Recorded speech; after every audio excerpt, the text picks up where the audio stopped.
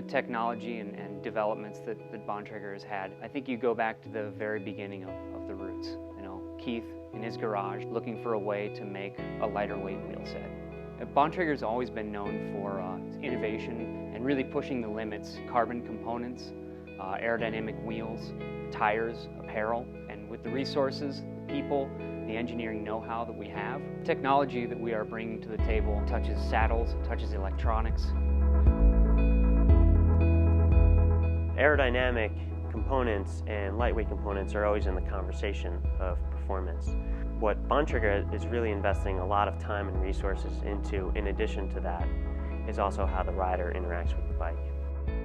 We developed these saddles to allow that rider to get into a position that is sustainable, that is powerful.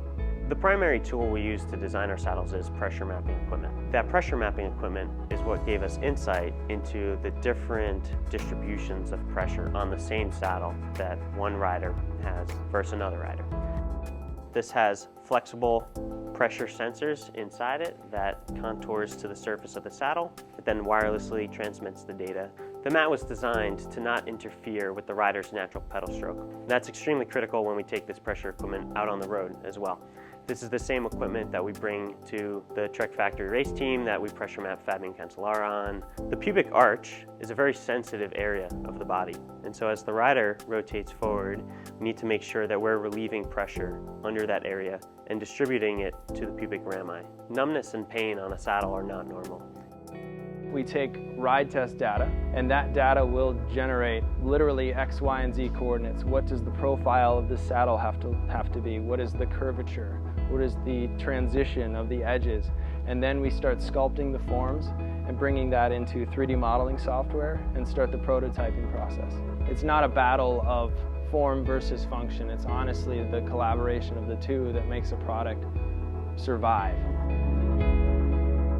What the athletes really care about is evidence. What's the scientific evidence behind what we're doing? That's what they buy into. Bontrager brought in new pressure mapping technology and we brought in new saddles. It's so amazing to watch people who win monuments of the sport. The look on their face when they see big red area of pressure on your saddle in an area that's sensitive and how it's gone.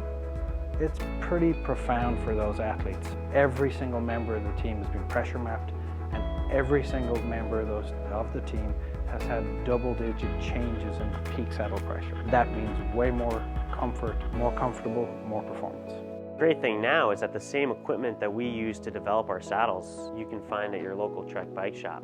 And so that saddle wall that was once daunting is no longer so intimidating because a rider can put the saddle pressure mat on their bike and find that right saddle in a matter of minutes as opposed to trying out saddles for weeks or months or years. Electronics is another area that we are innovating heavily in. We realize safety is a very important initiative for cyclists. It touches our lives directly and immediately. We're being pushed from the top of the company down to make safety an element of consideration in every single product we make. We've done some safety studies, and we know that the majority of cyclist accidents happen during the daytime, creating a better light that's to be used both during the day and at night. Research is a huge part of this. We're not just researching electronics and components and new technologies that go into lights. Human factors issues and applied psychology on what it takes to make something conspicuous. When somebody's conspicuous, they're seen when the observer doesn't know they're going to be there. If you have a light, you can see, but it doesn't allow the driver to know what they're seeing or where that thing that they're seeing is or how fast they're moving. It doesn't really do much good. With the Flare R, this is the brightest light that Bontrager has ever produced, but it goes beyond brightness.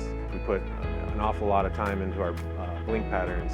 Everything about the design of the Flare R was done to make the rider safer. From the brightness, from the LED we chose, the lens design, to the battery size, to even to the charge indicator on the power button, because we don't want anybody to ever be left without a tail light. We're all riders here. We all feel that tense feeling when a car is coming from behind you and like, do they see me? The world's not full of bike paths yet, unfortunately, so it's our job to make them more confident.